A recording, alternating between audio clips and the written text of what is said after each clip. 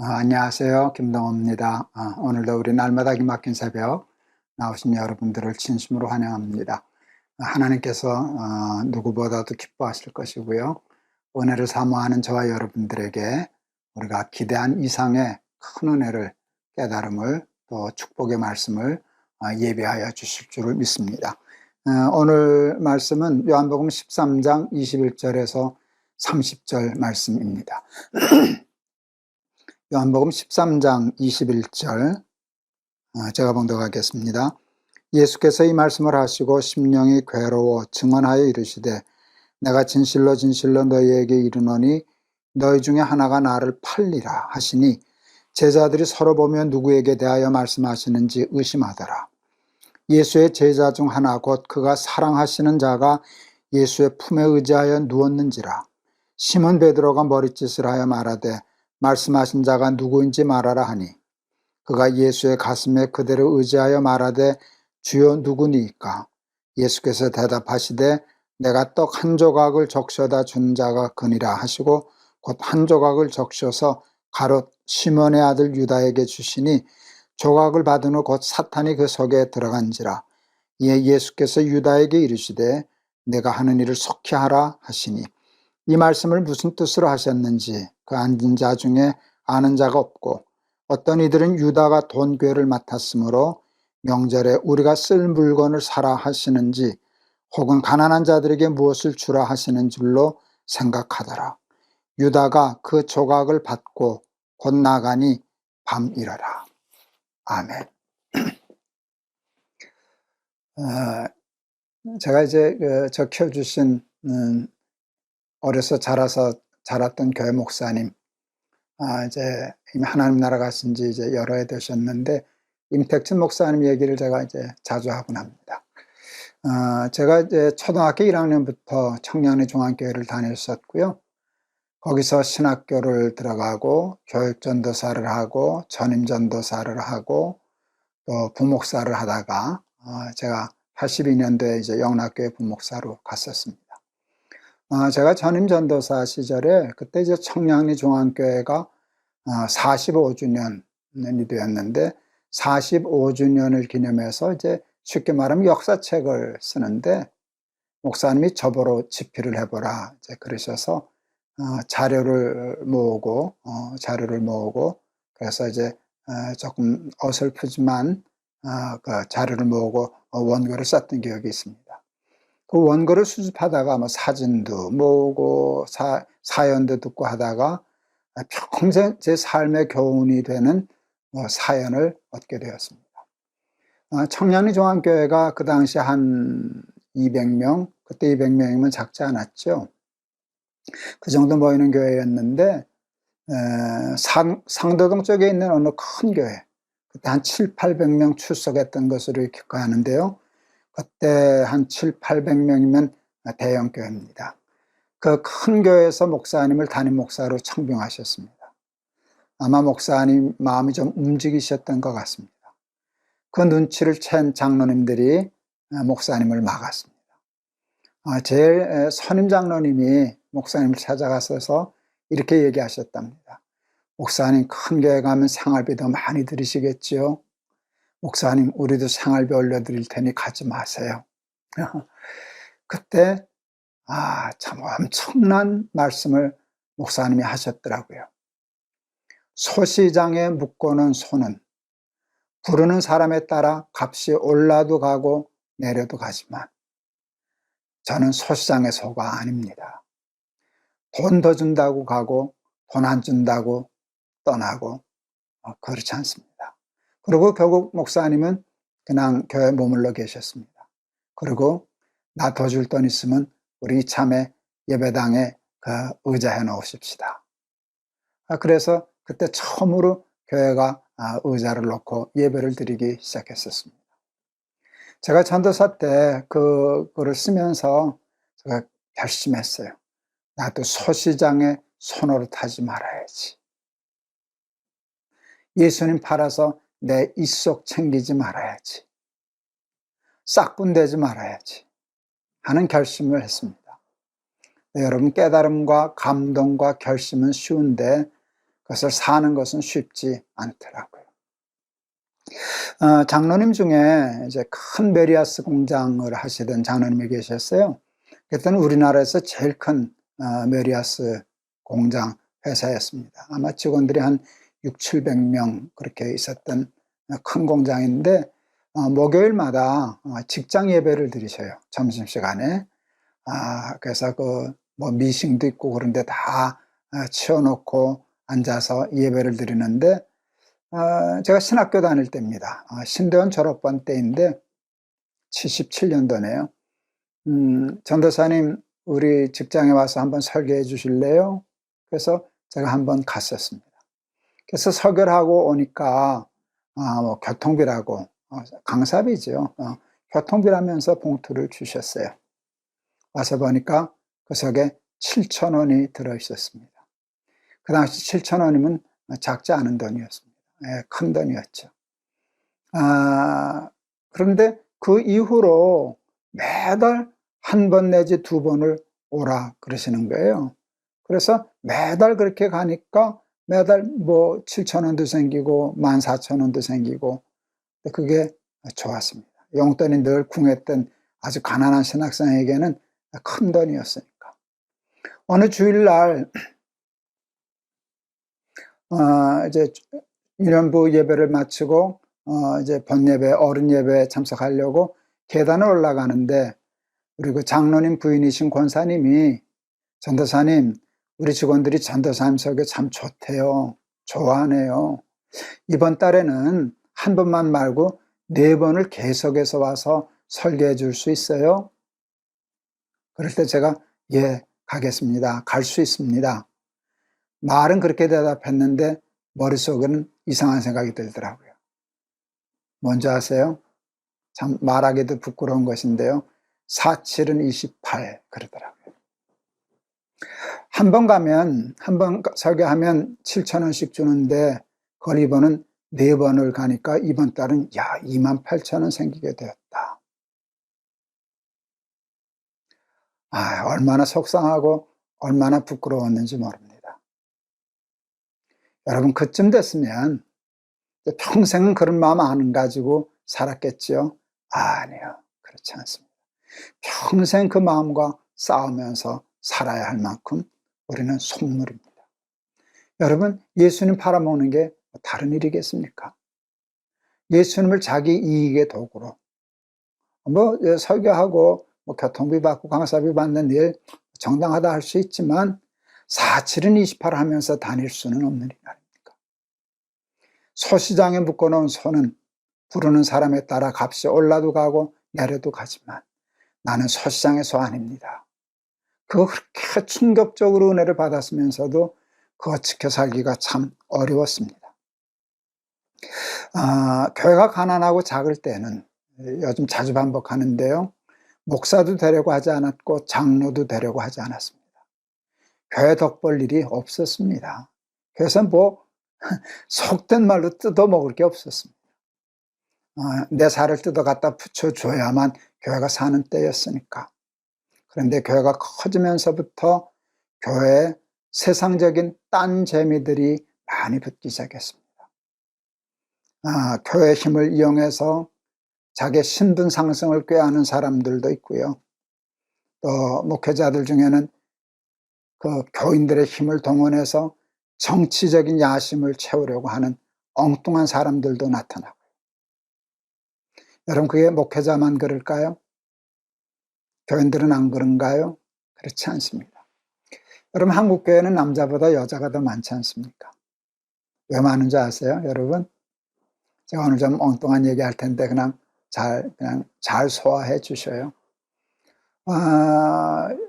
긍정적인 요인이 있는데요. 여자들이 남자보다 부드럽고 겸손하기 때문에 훨씬 더 종교적이고 신앙적이기 때문에 그렇습니다. 근데 또 다른 이유가 하나 있습니다. 조금 비판적이고 부정적인 요인입니다. 한국은 아직도 남자와 여자가 평등하지 않습니다. 뭐 여자가 대통령도 됐던 때고 뭐 여자들이 정치의 지도자도 되고 때지만 아직도 양성평등은 완전하지 않습니다. 그러나 그럼에도 옛날에 비교하면 여러분 엄청나게 여자의 권위가 상승되었죠. 옛날에는 여자들 이름이 없지 않았습니까? 여자들 이름이 없었습니다. 이씨, 박씨, 수원댁 그러고 부를 때 아닙니까? 존재감이 없었죠. 여자들은 대개 결혼하기 전엔 누구 딸로 부르고요, 결혼하면 누구 아내로 불리고요, 애 낳으면 누구 엄마로 부르고요, 누구 할머니로 불리다가 가는 거예요. 누구의 누구로 존재하지 자기 스스로 존재하지 못합니다. 그런데 여러분, 교회가 그것을 깨트렸어요. 교회는 여자의 이름을 불러준 것입니다. 이름만 불러주는 줄 아세요? 그에게 일을 맡긴 조직입니다. 관찰, 집사, 권사, 여전도의 임원, 회장. 여러분, 이게 무슨 계급처럼 또 상승도 합니다. 이것을 통해서 여러분, 여성들이 자기 어떤 존재감을 느끼고 어떤 그런 사회적인 욕구 충족이 되기 때문에 교회처럼 매력적인 집단이 없게 되었습니다. 여러분, 거기 맞들려서 그것 때문에 교회 다니기 시작하면 여러분, 교회는 점점 나빠집니다. 가룟 유다 얘기하려고 얘기를 했었습니다.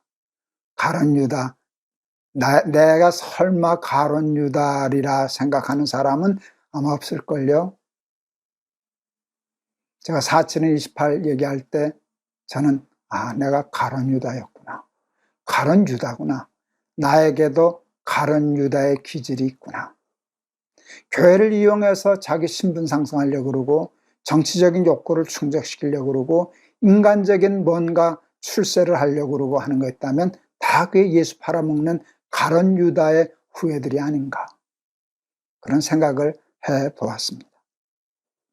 사심없이 깨끗한 마음으로 하나님 사랑하고 하나님의 말씀을 사랑하여 인간적인 세속적인 욕심과 야망을 채우기 위하여 예수님 팔아먹는 그런 일 무의식 중에도 하지 않고 모든 것을 버려두고 예수를 쫓아가는, 섬기며 살아가는 사람들이 되면 얼마나 좋을까.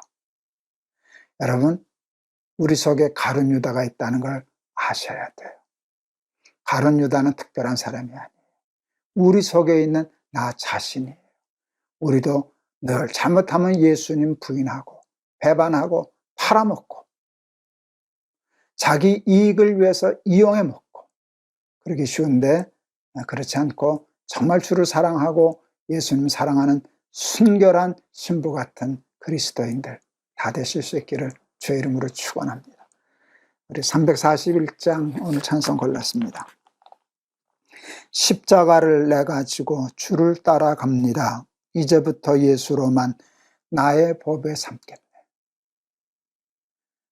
예수님이 소중한 것이지 예수님 때문에 내가 7,000원 받고 예수님 팔아서 28,000원 받고 예수님 이용해서 무슨 집사, 장로, 권사, 회장 이런 욕구 충족하고 이런 데 빠지지 않고 순수한 마음으로 하나님 섬기는 저와 여러분 되기를 바라서 이 찬송 불러보렵니다. 십자가를 내가 지고 주를 따라갑니다. 이제부터 예수로만 나의 법에 삼겠네. 아멘. 세상에서 부귀영화 모두 잃어버려도 주의 평안 내가 받고 영생 복을 받겠네. 주도 곤욕 당했으니 나도 곤욕 당하리. 세상 사람 간사하나 예수 진실합니다. 예수 나를 사랑하사 빛난 얼굴 보이면 원수들이 미워해도 염려할 것 없겠네. 내가 핍박당할 때에 주의 품에 안기고 세상 고쳐 당할수록 많은 위로 받겠네. 주가 주신 기쁨 외에 기뻐할 건 무엇냐. 주가 나를 사랑하니 기뻐할 것뿐일세. 아멘. 기도하시겠습니다.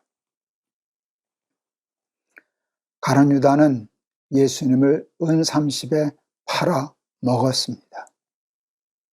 우리도 죄인인 것은 늘 인정하며 살지만 우리도 가룟 유다라는 생각은 잘 못하고 삽니다. 내 생각하면 우리 속에도 가룟 유다의 마음이 있습니다. 그 기질이 있습니다. 그 본능이 있습니다. 그리고 슬쩍 예수님 잘 팔아먹습니다. 이용해 먹습니다. 예수님 때문에 죄 몸된 교회를 섬기는 게 아니라 집사되고 권사되고 장로되고 그리고 교회 리더십이 되고 권력을 얻고 정치적인 사회적인 야망을 얻기 위해서 교회 생활하기가 얼마나 쉬운지 모릅니다. 따지고 보면 그것도 다 예수 팔아먹는 행위 아니겠습니까?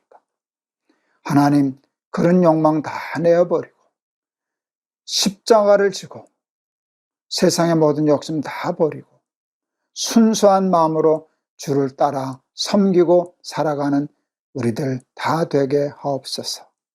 예수 그리스도의 이름을 받들어 기도하옵나이다. 아멘. 여러분 이 설교 듣고 난 권사도 안 할 거야, 장로도 안 할 거야, 그리고 권사 장로 되는 사람을 다 이상한 사람 취급하면 그건 또 엉뚱한 길로 빠지는 겁니다. 권사 하셔야죠. 장로도 하셔야죠. 목사도 하셔야죠. 그런데 여러분 순수한 마음으로 하는 것이 중요하죠. 그래서 깨끗하고 순수한 마음으로 인간적인 야망과 욕심을 채우기 위해서 하나님이 영하지 않고 하나님 잘 섬길 수 있는 우리 날개새 가족들 다 되실 수 있기를 주의 이름으로 축원합니다. 여러분 감사합니다. 힘든 시간 믿음으로 잘 이겨내세요. 여러분 사랑합니다.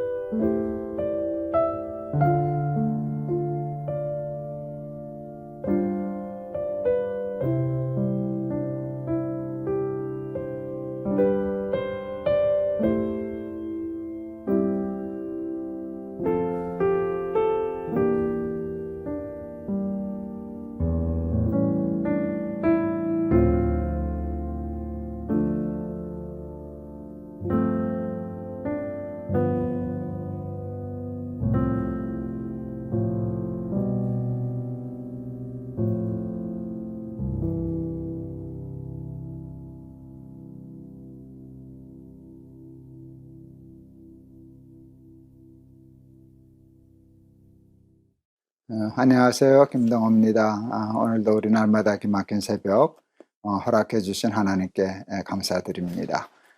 오늘 우리에게 주신 하나님의 말씀은 사도행전 18장 12절에서 17절 말씀입니다. 제가 봉독하겠습니다.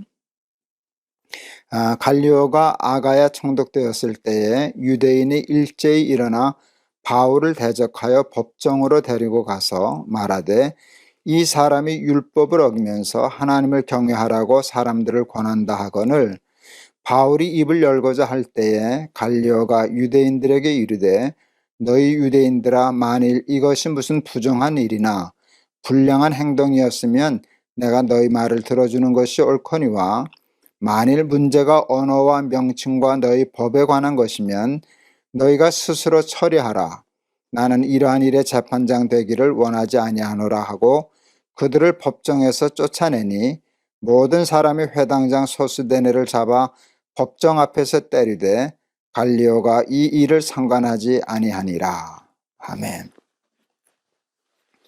하나님께서 우리 인간을 창조하실 때 매우 소중한 두 가지를 특별히 허락해 주셨습니다. 하나는 하나님의 영입니다. 하나님의 영. 그래서 우리 인간은 하나님과 영과 영이 통하는 그런 관계가 되었죠. 그 다음에 또 소중한 것은 자유입니다. 자유. 그래서 하나님은 우리를 당신의 그냥 피조물, 노예 같은 피조물로 만드시지 않으시고 당신의 자녀로 삼으시고 우리를 참 자유하게 하셨습니다. 그래서 우리 기독교에 있어서 우리 사람의 자유는 얼마나 소중한 가치인지 모릅니다. 그런데 여러분, 자유가 서로 충돌한답니다. 내 자유와 다른 사람의 자유가 충돌할 수 있지 않겠어요? 난 내 마음대로 살고 저기는 저기 마음대로 사는데 이게 충돌할 수가 있어요.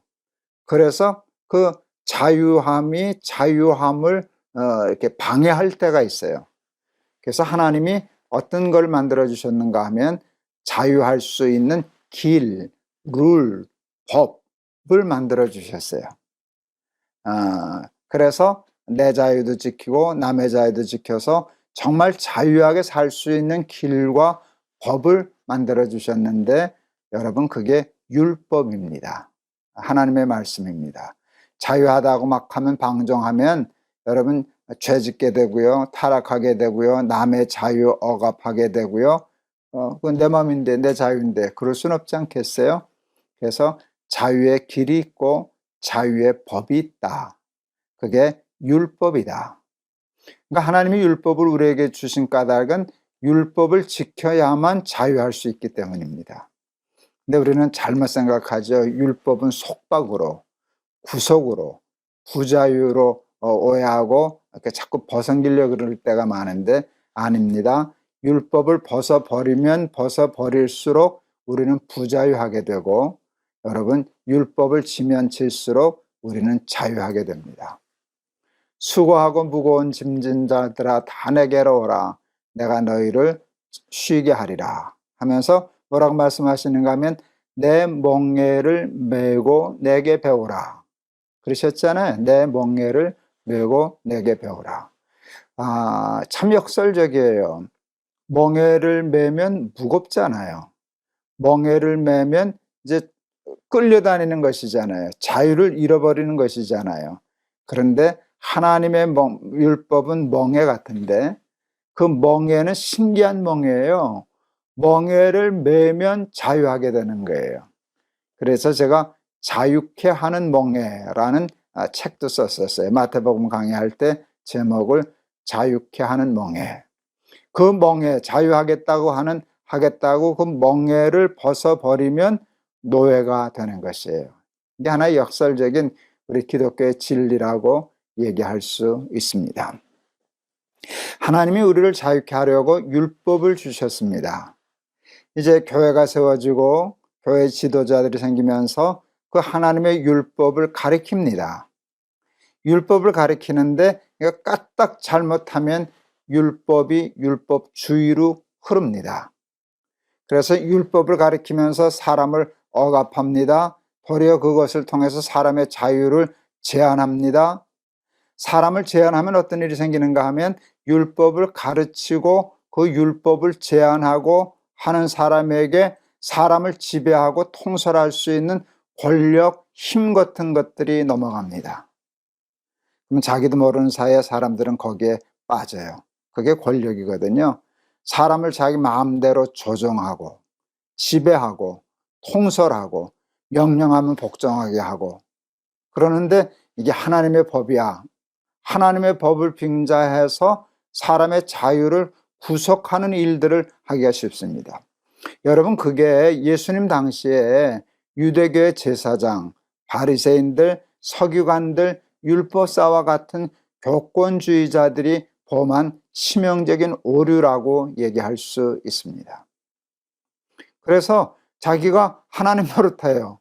진짜 하나님은 아니죠. 진짜 하나님은 사람을 자유하게 하는데, 여러분, 이건 가짜 신이 되니까, 가짜 하나님이니까 사람을 운명화하고 지배하고 자기 마음대로 좌지우지하고 그것을 즐기고 하는 그런 오류에 빠지게 되는 것입니다. 바울이 와서 그 율법주의, 율법과 율법주의는 다르잖아요. 그 율법주의, 이렇게 각질화되고 사람에게서 자유를 주는 율법이 사람을 도리어 부자유하게 만드는, 노예하게 만드는 그런 변질된 율법주의를 공격했어요. 그랬더니 그 유대인들이 율법을 어긴다고 바울을 지금 이제 제거하려고 그러는 겁니다. 그런데 그 말이 틀렸어요. 바울은 율법을 제거하려 한 것이 아니라 율법주의를 제거하려 한 것이죠. 그것은 예수님도 마찬가지였어요. 여러분, 바리새이나 제사장이나 이런 교권주의자들은 예수님을 교회 파괴범으로 생각했어요. 율법을 깨는 사람, 파괴하는 사람이라고 생각해서 십자가에 못 박은 거거든요. 근데 그들의 오류가 뭔가 하면 율법과 율법주의를 착각한 것이에요. 바울이 그것을 그래서 그 재판장에게 끌어온 게 뭔가 하면 율법을 어기게 함으로 하나님을 경외하는 법을 가리킨다, 이렇게 이제 얘기했었거든요. 그게 아니고요, 율법주의, 변질된 인간에게서 왜곡된 타락한 율법주의를 깨트려야만 하나님을 진정으로 경외하는 법을 배우게 되니까 바울이 그렇게 했는데, 바울은 그것 때문에 유대인들의 핍박을 받아야 했고, 여러분, 예수님도 똑같은 핍박을 받아야 했습니다.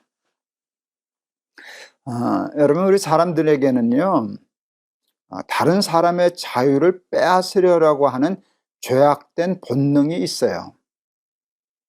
그래서 그 사람을 내 마음대로 부르고 싶어 하는 그런 본능이 있어요.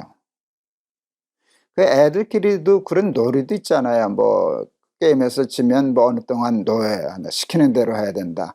그 재미가 있거든요. 자기 마음대로 사람을 이래라 저래라, 일로 가라 저리로 가라, 이렇게 해라 저렇게 해라, 소위 말하는 갑질하고 지배하고 하는 그런 죄악된 본능이 있어요. 근데 여러분, 그것은 기독교의 정신이 아니에요. 정말 예수의 영과 하나님의 영이 있는 사람은 자기 자유도 소중히 여기지만 남의 자유도 소중히 여길 줄 알아야 돼요. 혹 아이들에게 법을 가르치고 예의를 가르치고 법칙을 가르쳐도 그 목적이 자유여야 하는데, 여러분, 그 자유케 하는 법을 가르치려고 하다가 소중한 자유를 아이들에게서, 사람들에게서 빼앗는 경우가 얼마나 많은지 모릅니다. 여러분, 그렇게 되면 사람은 진정으로 예수 믿는 법에서 자꾸 벗어나게 됩니다. 여러분, 왜 사람들이 공부 많이 하게 해요? 부자 되려고, 출세하려고. 왜 그러려고요? 본능이 왕이 되려고요. 왕이 되면 어떻게 돼요? 지 마음대로 살 수 있으니까, 남을 마음대로 부릴 수 있으니까. 이런 본능이 있는데, 여러분, 그것은 우리 기독교의 정신이 아니에요. 기독교는 사람을 부리는 종교가 아니에요. 사람을 섬기는 종교예요. 기독교인들도, 우리 예수 믿는 사람들도 공부 열심히 해야죠. 그렇죠? 또 돈도 열심히 벌어야죠. 또 예수 믿는 사람은 출세하면 안 되나요? 아니요. 다 출세하고 건 똑같은데 너 예수 믿는데 그렇게 뭐 돈에 욕심 부려서 돈 버냐? 공부는 왜 그렇게 열심히 해? 출세는 하면 뭐 하려고? 그럴 때 우리는 이렇게 얘기하는 거예요. 더 잘 섬기기 위해서, 더 많이 섬기기 위해서. 그래서 우리 기독교는 king servant라는 말을 하잖아요. 실력은 왕인데 자세는 종처럼 이웃을 섬기는 거예요. 남의 자유를 소중히 여기고 존중하고 기다리고 그러는 거예요. 여러분, 부모들이 자식을 다 사랑하잖아요. 근데 사랑하는데 사랑할 줄은 모르는 부모들이 참 많아요. 사랑하는데 사랑할 줄 모르는 대표적인 것이 뭔가 하면 아이를 가르친다고 하고 제대로 바르게 하게 하겠다고 하면서 사랑한다고 하면서 아이를 함부로 억압하고 명령하고 이렇게 굴종시키고 이제 그러는 것이에요. 제가 자주 얘기하잖아요. 하나님은 그렇게 우리를 교육 안 하신다고. 내가 문 밖에 서서 문을 두드리노니 누구든지 내 음성을 듣고 문을 열면 내가 그에게로 들어가 그는 나로 더불어 먹고 나는 그로 더불어 먹으리라. 이 말씀 제가 너무 좋아해서 아마 반복해도 제일 많이 반복한 말씀이 아닐까 이렇게 싶습니다. 하나님은 우리의 인격에 폭력을 가하지 않으세요. 아무리 옳은 일이라고 해도 우리가 스스로 문을 열 때까지 좀 기다려 주셔요. 내가 할 수 있도록 내 자유를 소중히 여겨주시죠. 우리에게 목줄 묶고 함부로 끌고 다니시지 않으셔요. 여러분 이것을 잘 배우실 수 있는 우리 저와 여러분 되기를 바랍니다. 유대인들이 착각했어요.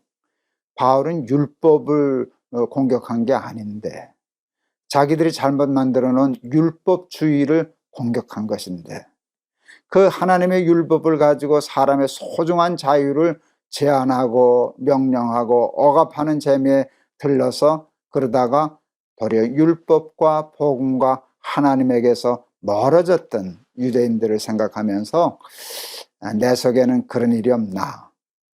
나는 폭력적이지 않은가? 너무 군림하려고 들지 않는가? 나는 정말 다른 사람의 자유를 소중히 여기는가? 인격적으로 대하는가? 예의 있는가?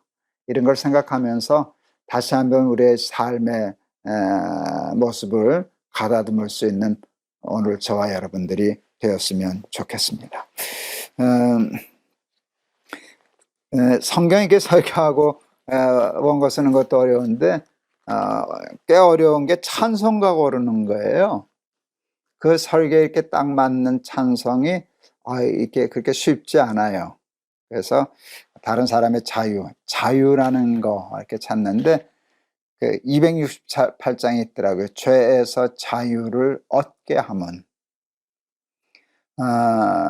예수님이 십자가 지시고까지 하신 이유가 우리에게 자유를 주시기 위함이잖아요.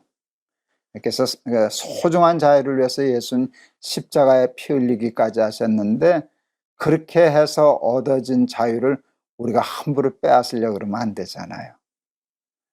내가 마음대로 이렇게 폭군처럼 그런 오류에 빠지면 안 되지 않겠어요? 그래서 이제 그렇게 의미 부여해서 우리 268장 제가 한번 부르려고 합니다. 죄에서 자유를 얻게 함은 보혈의 능력 주의 보혈. 죄에서 자유를 얻게 함은 보혈의 능력 주의 보혈. 시험을 이기고 승리하니 참 놀라운 능력이로다.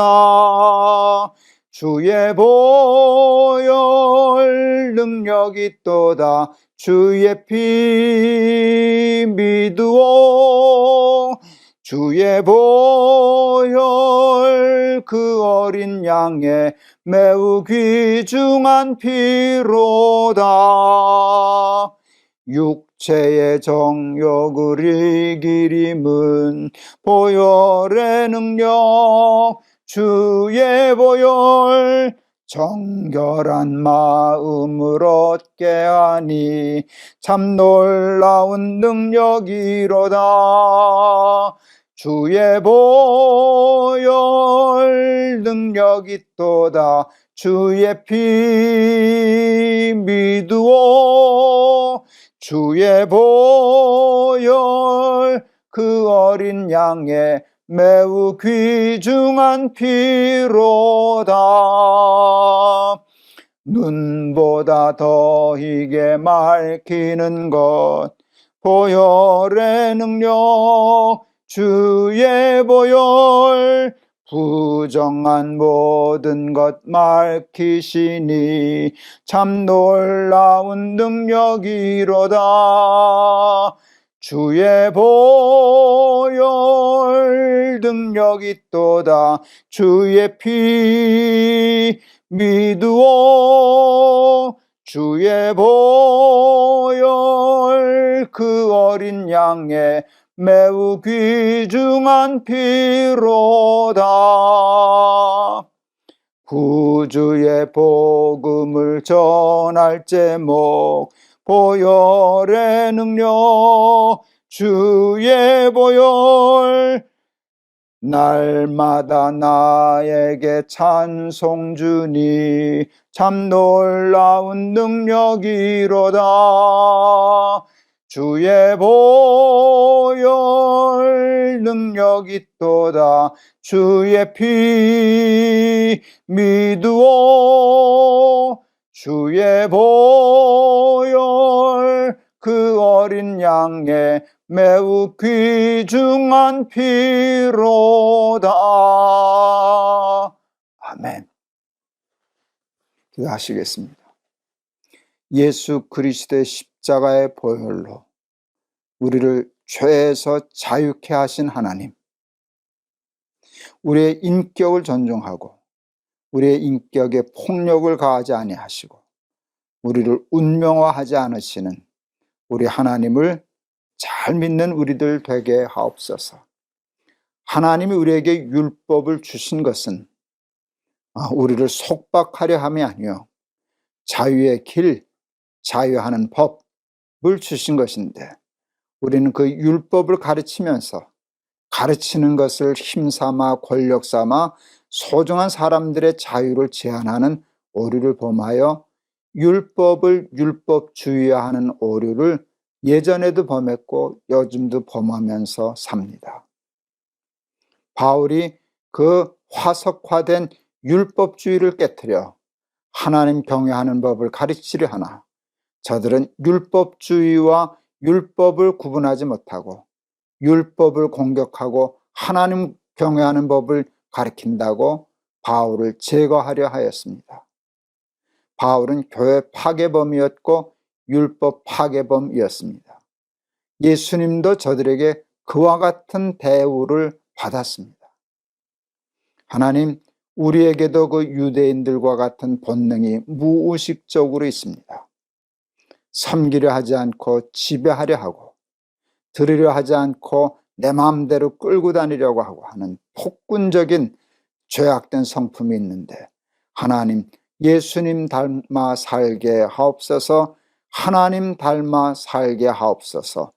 자신의 자유도 소중히 여기고 타인의 자유도 자녀의 자유도 소중히 여길 줄 아는 성숙한 그리스도인들이 다 되게 하옵소서. 예수 그리스도의 이름을 받들어 기도하옵나이다. 아멘. 그리스도께서 우리를 자유케 하려고 자유를 주셨으니 그러므로 다시는 죄의 멍에를 매지 말라 하는 하나님의 말씀이 기억납니다. 우리에게는 자유가 가장 소중한 개념인데, 우리들이 하나님이 주신 자유를 다른 사람의 자유를 빼앗으려고 하고 짓누르려고 하고 하는 그런 본능들이 있답니다. 그것이 율법주의를 만들고 또 사람들을 얽어매는 이렇게 것들을 만드는데, 그와 같은 유대인들의 오류를 범하지 않고 내 자유와 다른 사람의 자유를 소중히 여기면서 살아가는 이 시대의 진정한 그리스도인들이 다 되실 수 있기를 바랍니다. 여러분, 감사합니다. 여러분 사랑합니다. 내일 또 뵙겠습니다.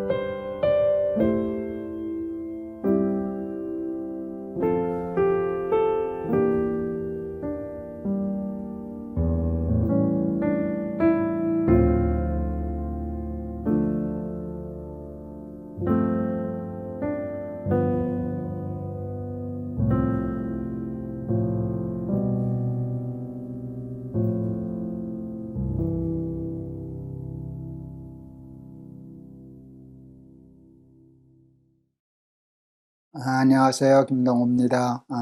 우리 오늘 날마다 기막힌 새벽 찾아 나오신 여러분을 진심으로 환영합니다. 여러분 참 대단하셔요. 하나님께서 기뻐하시고 은혜의 배부름 허락해 주실 줄을 믿습니다. 오늘도 여호수아서 13장 24절에서 28절 이스라엘 백성들 지파대로 땅 나누는 얘기 계속해 가려고 합니다. 13장 24절에서 28절 모세가 갓 지파 곧 갓 자손에게도 그들의 가족을 따라서 기업을 주었으니 그들의 지역은 아셀과 길앗 모든 성읍과 암몬 자손의 땅 절반 곧 라빠 앞에 아로엘까지와 헤스본에서 라맛 미스베와 부도님까지와 마하나임에서 드빌 지역까지와 골짜기에 있는 벳하람과 벳니므라와 숫곳과 사본 곧 헤스론 왕 시온의 나라의 남은 땅 요단과 그 강가에서부터 요단 동쪽 긴네렛 바다의 끝까지라. 이는 갓 자손의 기업으로 그들의 가족대로 받은 성읍들과 주변 마을들이니라. 아멘. 오늘 그냥 차례들 읽으면서 이제 갓 지파 사람들 땅 나누는 거 이렇게 읽었습니다. 하나님이 이제 나름대로 사람 마음에는 뭐 공평하니 안 하니 그래도 하나님이 이렇게 기업을 잘 분배해 주셨습니다. 사람들은 그 불평하지 않고 그걸 자기 기업으로 받아서 잘 삶을 이어나갔습니다. 근데 시간이 흐르면 흐를수록 그 땅이 점점 커지는 사람이 생겨났고 그 땅이 점점 줄어나서 없어지는 사람이 생겨나게 되었습니다. 자기 기업을 잃어버린 사람, 땅을 잃어버린 사람, 나중에는 팔 땅이 없으면 자기 몸을 종으로 팔기도 하지 않았습니까? 왜 그렇게 될까? 왜 그렇게 될까? 본인에게 있는 이유라면 크게 두 가지가 있을 수 있지 않을까 싶습니다. 욕심부리다가 실수한 것. 욕심부리다가 실수한 것. 둘째는 게으름. 여러분, 욕심부리다가 실수하면 땅, 기업 다 잃어버릴 수 있죠. 그 다음에 나태하고 게을러도 잃어버릴 수 있죠. 그런데 모든 기업을 잃어버리고 가난하게 된 사람들은 다 그 때문만일까요? 그게 다 자신만의 책임일까요? 그렇지 않은 경우도 참 많습니다. 이 세상의 구조적인 부절이나 또 강한 자들의 강한 자들이 부익부 빈익빈해서 가난한 자에 가서 자꾸 욕심내서 가져다 보니까 뺏기는 것들도 있지 않겠습니까? 사기치는 사람도 물론 있고요. 그래서 어떤 사람은 점점 부해지고 부해지는 사람은 다 악한 사람인가요? 그렇지는 않죠. 성실하고 지혜롭고 현명해서 땅과 재산을 넓히는 사람도 있고 그렇지 못한 사람도 있고 하는데 하여튼 여러분 한 몇십 년 지나다 보면 이 기업의 판도가 달라지는 거예요. 지형이. 하나님이 여기는 다 경계를 했는데 이게 무너지면서 어느 지파가 더 갖기도 하고 개인이 누가 더 갖기도 하고 이런 일들이 일어나게 됩니다. 그런데 예수 믿는 사람들이 예수 믿는 사람답게 살려고 할 때 가져야 할 정신이 하나 있는 것 같아요. 내 기업을 지키고 내 기업을 발전시키는 것도 중요하지만 우리 예수 믿는 사람들의 사명 중에 하나는 뭔가 하면 연약한 자의 기업을 지켜주고 그들을 보호해주고 그들도 손이 수고하면 먹을 수 있는 것을 지켜주는 일. 나만 잘 사는 게 아니라 남도 잘 살게 하는 일이 중요하지 않을까. 저는 늘 그 생각을 해요. 제 삶에 참 큰 영향을 준 말씀 중에 하나는 창세기 12장입니다. 하나님이 아브라함을 축복하실 때 너 잘 먹고 잘 살아라 그렇게 축복 안 하시더라고요. 너는 복의 근원이 될지라 너로 말미암아 나라와 민족이 복을 얻을 것이니라. 너로 말미암아 나라가 복을 받을 거야. 민족이 복을 받을 거야. 너 때문에 자기 삶과 기업과 땅을 지킬 사람들이 많아질 거야. 여러분 이게 굉장히 큰 크리스천의 삶이 아니겠습니까? 제가 몇 번 예화를 들었는데요. 우리 큰아이가 고3 때 공부 잘했지만 그렇게 열심히 하는 것 같지는 않아서 꼭 한번 공부 좀 열심히 해야 되지 않겠나 하는 얘기를 제가 아이에게 했었어요. 근데 공부 좀 하시지 그렇게 얘기 안 하고요. 제가 굉장히 중요한 얘기를 아이에게 해줬어요. 소위 성공했다고 하는 사람 중에는 두 종류의 사람이 있다. 한 사람은 5,000명분을 혼자 먹는 사람, 깔고 앉아 먹는 사람. 또 한 사람은 5,000명을 먹이는 사람. 사람들은 5,000명분을 혼자 깔고 앉아 먹는 사람을 잘 사는 사람이라 하지만 그는 잘 사는 사람이 아니라 그냥 부자일 뿐이야. 정말 잘 사는 사람은 5,000명을 먹이는 사람이란다. 공부를 잘하면 5,000명분을 먹을 수도 있지만 5,000명을 먹일 수도 있어. 너 공부 잘해서 5,000명 먹이는 사람 되라. 공부해서 남 주냐 하는 말이 있지만 아니야. 공부는 남 주려고 하는 거란다. 공부해서 남 줘라. 5,000명을 먹이는 사람이 되라. 복의 근원이 되라. 이 얘기 딱 해줬어요. 그게 우리 아이의 인생을 바꿨다고 생각해요. 그 다음날 책상 벽에다 모저지 전지에 써붙이더라고요. 공부해서 남 주자. 5,000명을 먹이는 사람이 되자. 최상의 것을 하나님께 드리자. 많은 사람들은 자기 기업만 생각해요. 남의 기업은 할 수만 있으면 뺏기려도 하려고 그래요. 그래서 자기만 풍성하게 가지려고 그래요. 여러분, 그것은 어리석은 일입니다. 여러분, 사자처럼 강한 동물이 어디 있어요? 사자가 있는 힘으로 욕심 부려서 사냥한다면 동물의 씨가 남아나겠습니까? 그런데 그렇게 되면 씨가 남아나지 않으면 어떻게 될까요? 사자 자기도 죽어요. 먹을 게 없으니까. 근데 그 욕심을 제어하기 때문에 사자도 살고 연약한 짐승도 살잖아요. 짐승들에게는 그게 있는데 사람은 이 욕심이 컨트롤이 되지 않기 때문에 무한정 기업을 확장시키려고 하다가 욕심 부려서 거짓말도 하고 사기도 치고 남도 속이고 짓밟기도 하고 빼앗기도 하고, 그래서 이 세상이 불공평한 세상이 되어가는 것이 아닐까 싶습니다. 제가 참 존경하고 좋아하던 장로님 중에 이제 하나님 나라 가셨는데요. 서울 근교에서 지방에서 큰 백화점을 운영하시던 장로님이 계셨어요. 그 백화점이 참 잘 됐어요, 장사가. 그래서 날마다 그 회사가 커지는데, 꽤 오래전 얘기네요.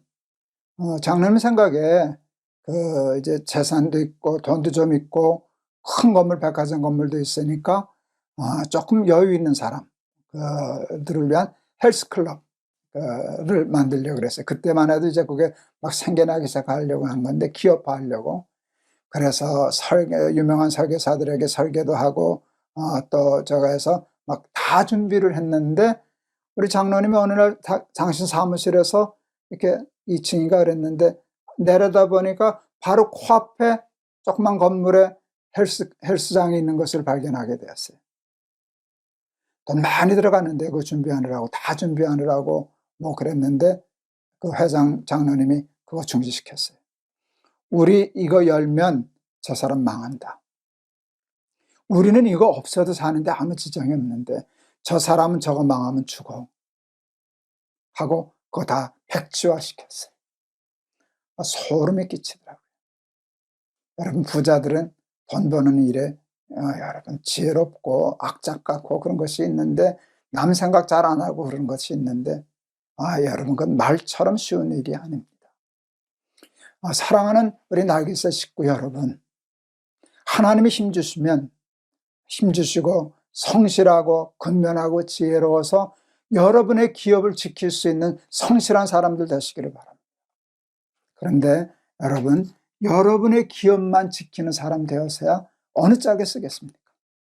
복의 근원은 될 수 없지 않겠습니까? 남의 기업, 연약한 사람의 기업도 보호해주고 그들의 울타리가 되어주고 보호막이 되어주고 이끌어주는 손잡이가 되어주고, 그래서 가난한 사람들의 기업을 지켜줄 수 있는 그런 사람들이 되면 좋겠다. 그게 그렇게 될 때 이리와 어린 양이 함께 뒹구는 그런 하나님의 나라가 이루어지는 것이 아닐까 하는 생각을, 이 기업 분배하는 모습을 보면서 그 나중에 망가지는 것을 이렇게 앞으로 보면서 내 기업뿐만 아니라 남의 기업을 지켜줄 수 있는 사람, 그것을 위해서 공부하고 그것을 위해서 돈 벌고 그것을 위해서 출세하고 그러는 동화 속에서나 꿈꿀 수 있는 것 같은 그런 꿈 한번 꾸면서 그 꿈을 실천하면서 실현하면서 살아가는 우리 날개새 식구들 다 되실 수 있기를 바랍니다. 오늘 찬송은 329장 329장 제가 골랐습니다. 주 날 불러 이르소서 말씀대로 전하리라. 나 주님의 뜻을 따라 길 잃은 양 찾으리다. 여기 2절에 보니까 이런 거 있어요. 주 말씀에 줄인 양 때 다 먹이게 하옵소서. 물론 말씀을 먹이는 사람 되겠다는 뜻도 있지만 나는 먹인다는 말이 그렇게 좋아요. 먹는다는 말도 좋지만 먹인다는 말이 참 좋잖아요. 5,000명을 먹인다. 나 때문에 사람들이 복을 받는다. 나 때문에 기업을 지킬 수 있다. 그건 근사한 일인데 그런 마음으로 한번 불러보겠습니다. 주 날 불러 이르소서 말씀대로 전하리라. 나 주님의 뜻을 따라 길 잃은 양 찾으리다. 주 날 인도하옵소서. 나도 남을 인도하리. 주 말씀에 줄인 양 때 다 먹이게 하옵소서. 저 든든한 반석 위에 날 세우사 힘주소서. 내 손을 펴 물에 빠진 저 무리를 건지리다. 내 주 얼굴 뵙기까지 주님 나를 도우소서. 이 천한 몸 받으셔서 주 뜻대로 쓰옵소서.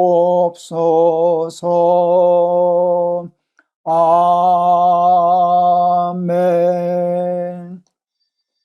기도하시겠습니다. 하나님 아버지 은혜를 감사합니다. 오늘도 귀한 말씀 주셔서 하나님의 말씀 같이 상고하고 묵상하게 하신 것 감사합니다.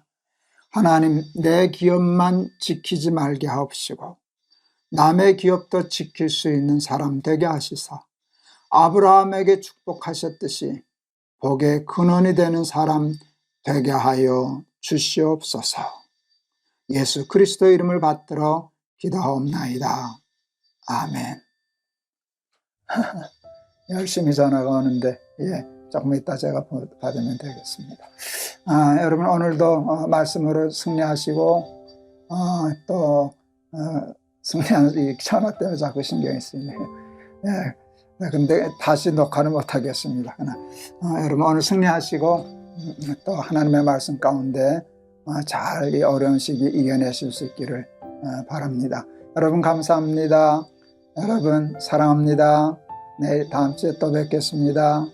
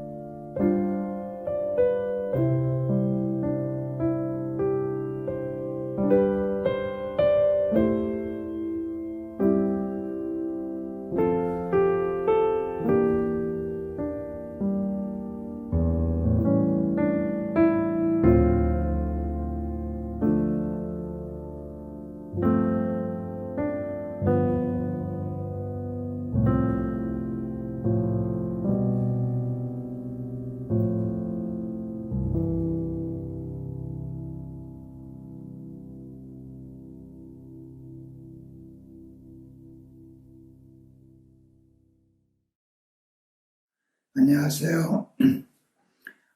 날마다 기막힌 새벽, 오늘도 시작할 수 있어서 하나님께 감사드립니다. 오늘 하나님 우리에게 주시는 말씀은 고린도전서 1장 18절에서 25절입니다. 고린도전서 1장 18절에서 25절. 십자가의 도가 멸망하는 자들에게는 미련한 것이요 구원을 받는 우리에게는 하나님의 능력이라. 아멘. 기록된 바 내가 지혜 있는 자들의 지혜를 멸하고 총명한 자들의 총명을 폐하리라 하였으니, 지혜 있는 자가 어디 있느냐, 선비가 어디 있느냐, 이 세대의 변론가가 어디 있느냐. 하나님께서 이 세상의 지혜를 미련하게 하신 것이 아니냐. 하나님의 지혜에 있어서는 이 세상이 자기 지혜로 하나님을 알지 못하므로 하나님께서 전도에 미련한 것으로 믿는 자들을 구원하시기를 기뻐하셨도다. 유대인은 표적을 구하고 헬라인은 지혜를 찾으나 우리는 십자가에 못 박힌 그리스도를 전하니. 유대인에게는 거리끼는 것이요 이방인에게는 미련한 것이로다. 오직 부르심을 받은 자들에게는 유대인이나 헬라인이나 그리스도는 하나님의 능력이요 하나님의 지혜니라. 하나님의 어리석음이 사람보다 지혜롭고 하나님의 약하심이 사람보다 강하니라. 아멘.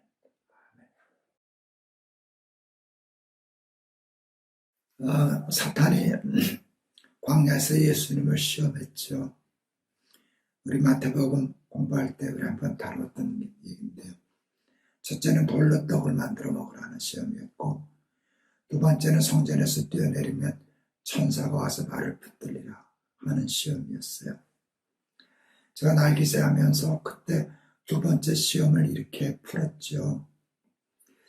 천사가 예수님이 성전에서 뛰어내렸으면 천사가 와서 발을 붙들었을 거라고. 왜?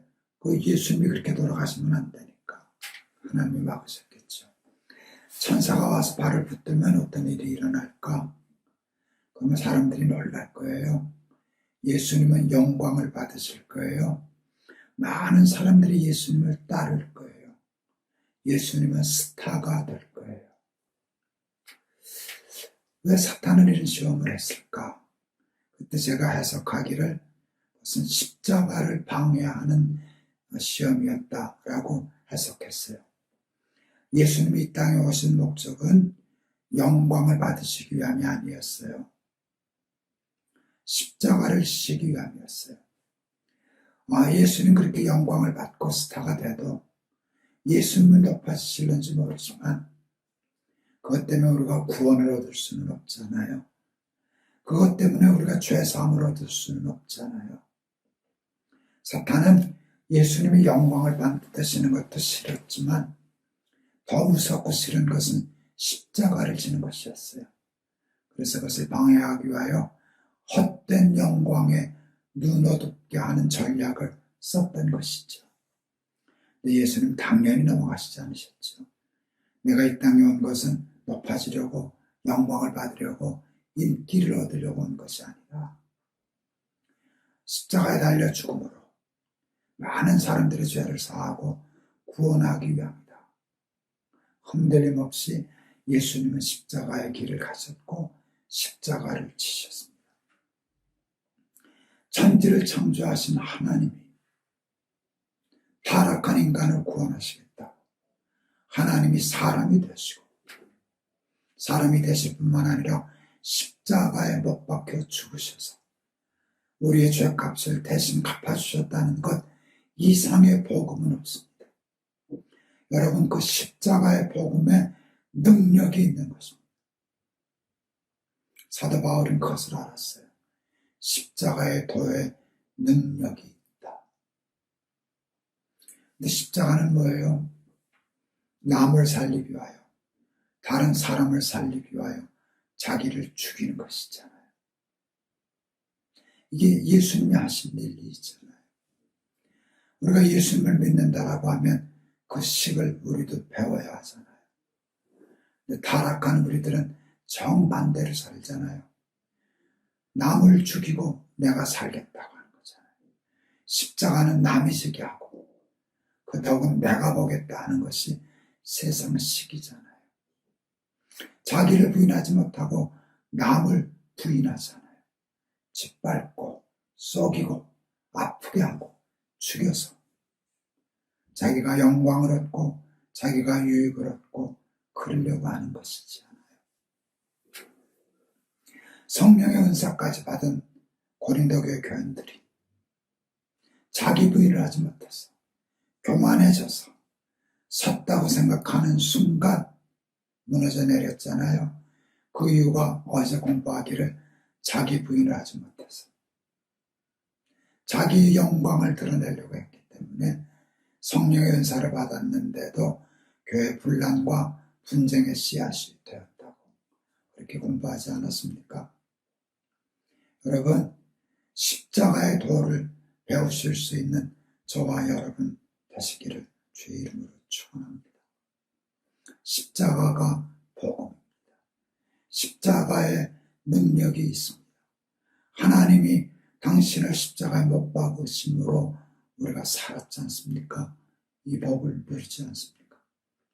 이제는 우리가 우리 자신을 십자가에 못 박아 하나님의 나라에 영광을 돌리고 많은 사람의 복이 되고 많은 사람을 세우고 많은 사람을 살리고 교회를 부흥시키고 그럴 수 있는 우리 사랑하는 날마다 기막힌 새벽 가족들 되실 수 있기를 주의 이름으로 축원합니다.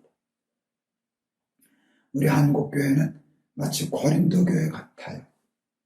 세계 어느 교회보다도 열심히 있는 교회였어요. 선교 100년 만에 1000만 성도를 운운하는 놀라운 교회가 되었고 인구당 비율을 생각하면 세계에서 1등으로 선교사를 많이 파송하는 그런 국가가 되었어요. 1000명, 2000명, 10,000명, 수만 명 모이는 교회들이 생겨났어요. 세계에서 제일 큰 교회, 세계에서 제일 큰 장로교회, 세계에서 제일 큰 감리교회가 다 한국에 있잖아요. 그러면 뭐예요? 그러면 뭐합니까? 그 영광을 사람이 다 가르치지 않았습니까? 십자가를 지지 않고 면류관만 쓰려고 하지 않았습니까? 우리 목회자들이, 교회 장로된 자들이 직분을 계급인 줄 알고 자기를 높이고 영광을 받음으로 분쟁이 생기고 사람들에게 멸시받고 거룩하신 하나님의 이름이 땅에 밟히는 소금같이 되지 않았습니까? 우리 한국교회는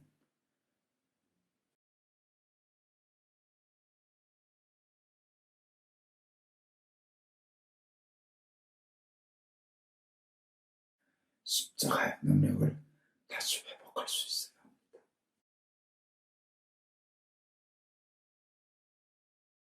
우리 남 비난하지 말고 남 비판하지 말고 우리 날개새 식구들이 작든 크든 십자가의 도를 배우고 십자가를 지고 자기를 부인하여 교회를 살리고 하나님께 영광을 돌리고 그런 사람들이 되어서 날개새가 마지막 시대에 하나님의 교회를 살리는 굴뚝이 같은 운동과 몸이 될 수 있기를 주의 이름으로 축원합니다.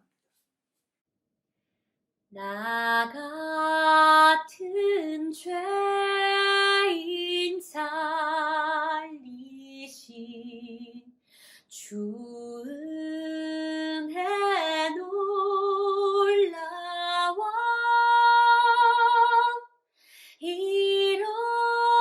잃었던 생명 찾았고 광명을 얻었네. 큰 죄악에서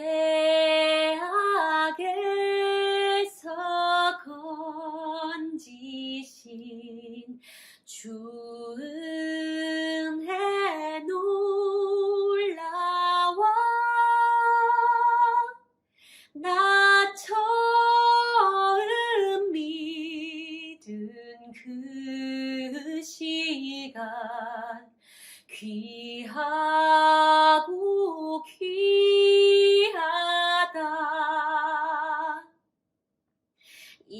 이제껏 내가 산 것도 주님의 은혜라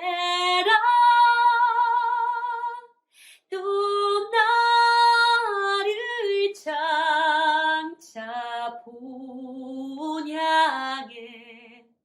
인도해 주시리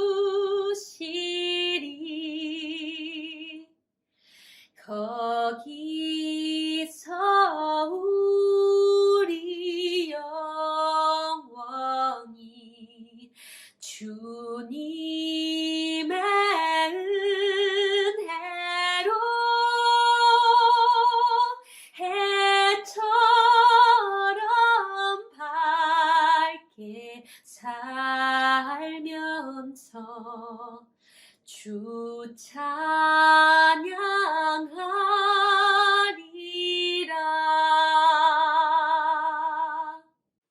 기도하시겠습니다.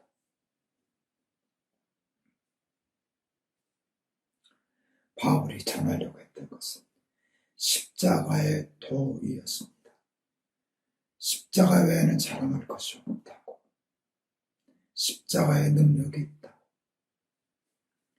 하나님 성령의 은사를 받을 만큼 예수 열심히 믿던 고린도 교회가 분쟁이 있었습니다. 자기를 부인하지 못하고 자기를 드러내려고 하는 욕심에 쏘아서 십자가에 져버렸기 때문에 분쟁과 분란이 일어나 책망받는 교회가 되었습니다.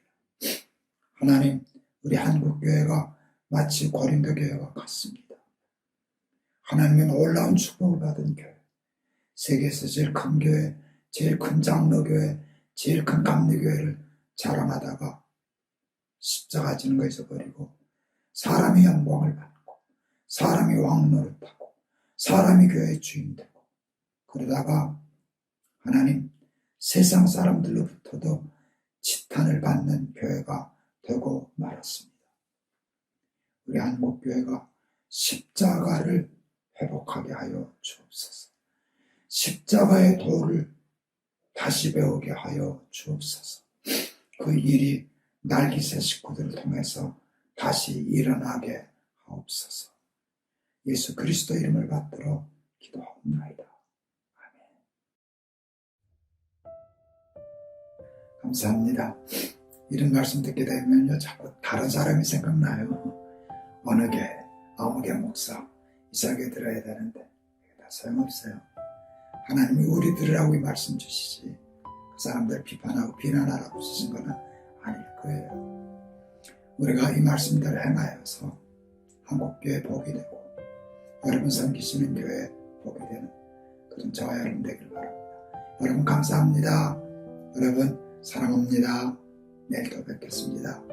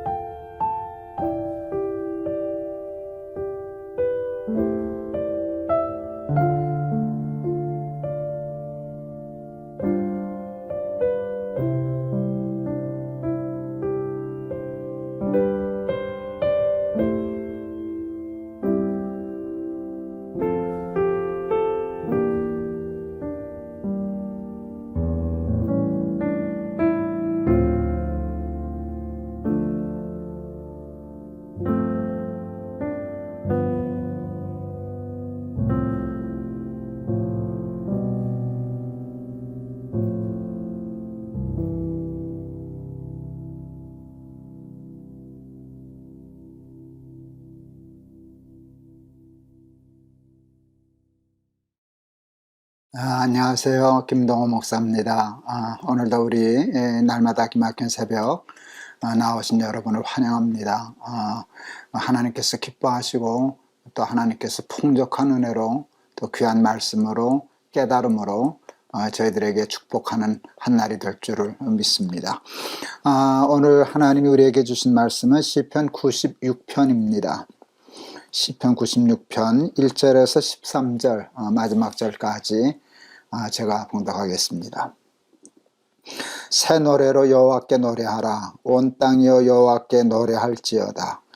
여호와께 노래하여 그의 이름을 송축하며 그의 구원을 날마다 전파할지어다. 그의 영광을 백성들 가운데 그의 기이한 행적을 만민 가운데 선포할지어다. 여호와는 위대하시니 지극히 찬양할 것이요 모든 신들보다 경외할 것이며 만국의 모든 신들은 우상들이지만 여호와께서는 하늘을 지으셨음이로다. 존귀와 위엄이 그의 앞에 있으며 능력과 아름다움이 그의 성소에 있도다. 만국의 족속들아 영광과 권능을 여호와께 돌릴지어다. 여호와께 돌릴지어다. 여호와의 이름에 합당한 영광을 그에게 돌릴지어다. 예물을 들고 그의 궁정에 들어갈지어다. 아름답고 거룩한 것으로 여호와께 예배할지어다. 온 땅이여 그 앞에서 떨지어다. 모든 나라 가운데에서 이르기를 여호와께서 다스리시니 세계가 굳게 서고 흔들리지 않으리라. 그가 만민을 공평하게 심판하시리라 할지로다. 하늘은 기뻐하고 땅은 즐거워하며 바다와 거기에 충만한 것이 외치고 밭과 그 가운데에 있는 모든 것은 즐거워할지로다. 그때 숲의 모든 나무들이 여호와 앞에서 즐거이 노래하리니 그가 임하시되 땅을 심판하러 임하실 것입니다. 그가 의로 세계를 심판하시며 그의 진실하심으로 백성을 심판하시리로다. 아멘.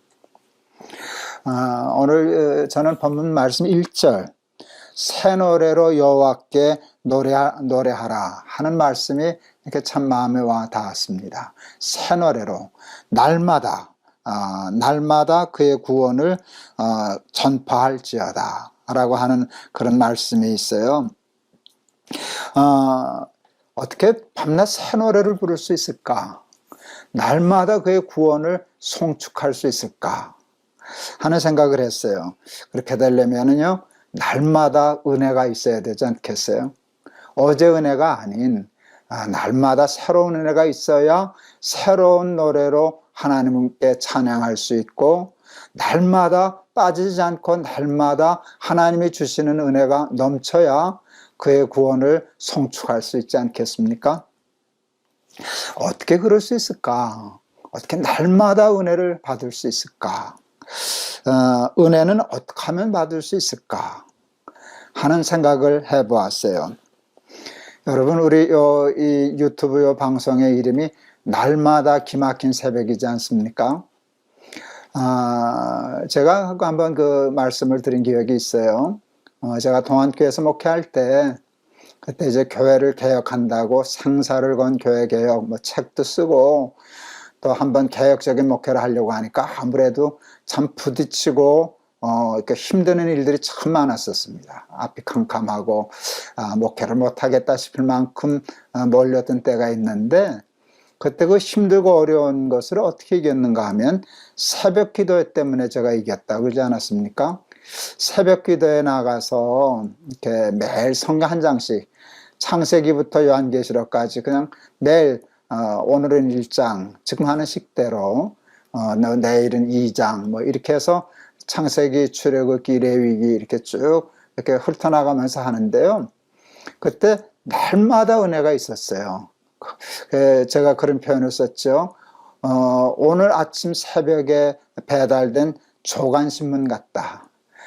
그때 그 인쇄를 석유가 들어간 잉크를 써서 그런지 석유 냄새가 나는데 저는 그게 그렇게 상쾌하더라고요. 석유 냄새가 나는 조간신문을 받아든 느낌이었다.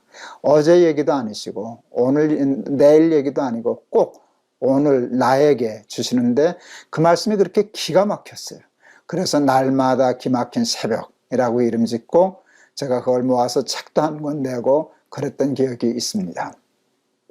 그러니까 날마다 기막힌 새벽을 맞으니까 그렇게 되면 새 노래로 하나님을 찬양할 수 있는 근거가 생기는 것이죠. 그런데요, 그 성경을 읽으면서 날마다 기막힌 은혜를 받는 게 쉽지는 않았어요, 여러분. 성경을 읽다 보면 이렇게 척 은혜가 되는 말씀이 있어요. 이렇게 쉽게 척 은혜가 되는 말씀이 있어요. 근데 어떤 말씀은요, 깊이 감춰져 있어서요, 땅굴을 파고 뭐 지하 몇 메타를 파고 들어가야 무슨 광석이 나오듯이 그렇게 깊게 감추어진 말씀들이 되게 많아요. 어느 날은 이렇게 일어나서 새벽 기도에 준비하면은요, 말씀이 안 보이는 거예요. 도저히 이 말씀을 가지고는 설교할 거리를 찾을 수가 없는 거예요. 근데 건너뛸 수는 없고 그냥 나갈 수도 없고, 그러니까 그냥 애가 타서 보고 또 보고 생각하고 또 생각하고 기도하고 또 기도하고, 하나님께 하나님 주세요, 꼭 하나 주세요. 우리 교인들이 와서 오늘 말씀 드리려고 새벽에 나와 있어요. 하나님 저들에게 전할 말씀, 나에게도 은혜가 되는 말씀을 주세요 하는 애타는 마음. 그럴 수밖에 없죠. 이제 시간이 되면 나가서 설교를 해야 되니까. 그런 마음으로 애가 타서 성경을 보고 또 보고 찾고 또 찾고 매달리고 기도하면은요, 이렇게 툭 하나 나와요. 꼭 하나. 전에는 미처 생각지도 못했던 그런 말씀이 깨달아서 얼른 메모하고 준비해서 나가서 거기서 설교하면, 설교하는 중에도 제가 은혜를 많이 받았어요. 이렇게 구하고 찾고 두드리고 애타하니까 하나님이 은혜를 주시더라고요. 예수님이 마태복음 7장이죠. 구하라, 찾으라, 두드리라, 이렇게 말씀하셨잖아요. 구하면 주께, 찾으면 찾게 할게, 문을 두드리면 열어줄게. 그런데 여러분, 하나님은 꼭 구해야만 주시나요? 꼭 문을 두드려야만 열어주시던가요? 제 경험에 의하면 그렇지 않더라고요. 하나님은 구하지 않은데도 주시는 때가 있으시더라고요. 꼭 그게 필요한데 내가 구하지 않으면 그냥 하나님이 그냥 주시더라고요. 내가 찾지 않았는데도 이 자식 이거 필요한 건데 왜 찾질 않지? 찾을 때를 기다리시다가 안 찾으면 그냥 주시더라고요. 여러분, 우리가 이제껏 살아남은 게 꼭 다 기도하고 구하고 찾고 그래서 얻은 건가요? 아니요. 하나님이 그냥 우리가 구하지도 않은 것 주신 것이 더 많지 않을까요? 그런데 왜 하나님은 구하지 않아도 주실 거면서 구하라 그러셨을까요? 이제 구해서 얻은 어떤 은혜, 선물이 있다라고 할 때요, 구하지 않고 받은 선물은 나중에 은혜가 되질 않더라고요. 쉽게 잊어버리고 망각하고 이렇게 버려지는데요, 애가 타서 구하고 찾고 두드리고 기도하고 매달려서 받은 응답이 은혜가 되더라고요. 여러분, 날마다 새 노래로 하나님을 찬송한다는 거 얼마나 귀한 일이겠어요. 그런 거 정말 천국 생활 아니겠습니까?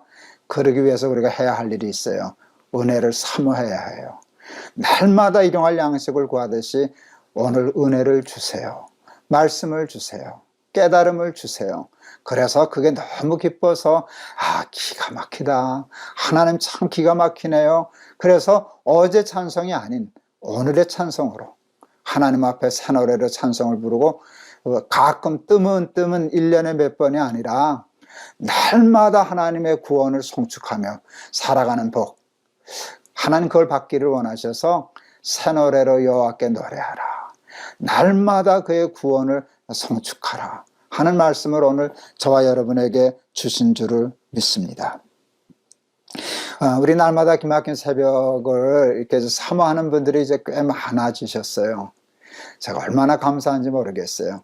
여러분들이 와서 제가 준비한 건 보리떡 5개, 보리떡 같은 말씀인데, 그냥 기껏해야 물고기 2마리 정도 겨우 해서 나온 말씀인데, 그걸 그렇게 은혜 받고 좋아하시고 또 감격해 하시고 하는 모습을 볼 때 저한테 그게 또 은혜가 되더라고요. 하나님이 우리에게 자그마한 자리지만 이렇게 좋은 장을 허락해 주셨는데 우리 뜨문뜨문 생각날 때 나오지 말고 날마다 나오셔요. 그래야 날마다 기막힌 새벽이 되지 않겠습니까? 어쩌다 기막힌 새벽 그거 갖고는 안 되고요. 날마다 기막힌 새벽을 늘 받아서 하나님이 주시는 기막힌 은혜를 받아서 날마다 기막힌 새벽이 되면 새 노래로 죽을 때까지 하나님 앞에 갈 때까지 새 노래로 하나님 찬양하고 날마다 하나님의 구원을 감사하고 그래서 찬송하고 또 하나님 앞에 헌신하고 귀한 예물도 드리고 그런 삶 살다가 하나님 앞에 가면 얼마나 좋을까 하는 그런 생각을 하면서 오늘 귀한 말씀을 받았습니다. 새 노래로 여호와께 노래하라. 온 땅이여 여호와께 노래할지어다. 여호와께 노래하여 그의 이름을 송축하며 그의 구원을 날마다 전파할지어다. 날마다 하나님이 주신 은혜를 찬송하고 간증하고 자랑하고 춤추고 그러는 삶 살아가는 저와 여러분 다 되실 수 있기를 주의 이름으로 축원합니다. 오늘 찬송은 95장 골랐어요. 나의 기쁨, 나의 소망 되시며 나의 생명이 되신 주, 밤낮 불러서 찬송을 드려도 늘 아쉬운 마음뿐일세. 날마다 찬송을 불러도 아쉽다. 그러니까 날마다 새 노래를 부르지 않겠습니까? 그 뜻이 생각나서 이 찬송 골랐습니다. 나의 기쁨 나의 소망 되시며 나의 생명이 되신 주 밤낮 불러서 찬송을 드려도 늘 아쉬운 마음뿐일세. 아멘. 나의 사모하는 선한 목자는 어느 꽃다운 동산에 양의 무리와 늘 함께 가셔서 기쁨을 함께 하실까. 길도 없이 거친 넓은 들에서 갈 길 못 찾아 애쓰며 이리저리로 헤매는 내 모양 저 원수 조롱하도다. 주의 자비롭고 화평한 얼굴 모든 천사도 반기며 주의 놀라운 진리의 말씀에 천지가 화답하도다. 나의 진정 사모하는 예수님 음성조차도 반갑고 나의 생명과 나의 참 소망은 오직 주 예수 분일세. 아멘. 기도하시겠습니다. 새 노래로 여호와께 노래하라. 날마다 주의 구원을 송축하라 하시는 말씀을 받았습니다. 날마다 새 노래로 하나님을 찬양하려면 날마다의 새로운 은혜가 있어야 할 줄을 믿습니다. 하나님의 은혜는 사모함이 있어야 됩니다. 구하고 찾고 두드리고 간구하고 매달리고 할 때 하나님의 은혜가 주어질 터인데, 날마다 새로운 은혜를 받는 은혜 생활을 통하여 날마다 새 노래로 하나님 찬양하며 살아가는 복을 받게 하여 주시옵소서. 저희들에게 날마다 기막힌 새벽의 시간을 허락해 주셔서 감사합니다. 이 시간이 하나님 앞에 새 노래로 찬양할 수 있는 새 은혜를 받는 귀한 은혜의 성소가 되게 하여 주시옵소서. 예수 그리스도의 이름을 받들어 기도하옵나이다. 아멘. 우리는 날마다 새로운 원망과 새로운 짜증과 새로운 불평을 가지고 살아가기가 참 쉬워요. 어쩌다 은혜를 받아서 가끔 찬양은 하지만 그건 어쩌다 찬양하는 것이지 날마다 찬양은 안 되는 때가 많은데, 하나님은 그러지 말고 은혜를 사모해라, 구해라, 찾아라. 그러면 내가 은혜를 줄게. 그렇게 하면 날마다 내가 새 노래로 하나님 찬양할 수 있는 복을 받을 것이다. 그 말씀 주셨는데 그 복을 저도 받고 여러분도 받으실 수 있기를 바라고, 우리 날마다 기막힌 새벽 이 자리가 저와 여러분에게 그와 같은 축복의 자리가 되실 수 있기를 바랍니다. 여러분 감사합니다. 오늘도 또 귀한 말씀 주신 하나님께 감사드립니다. 여러분 사랑합니다.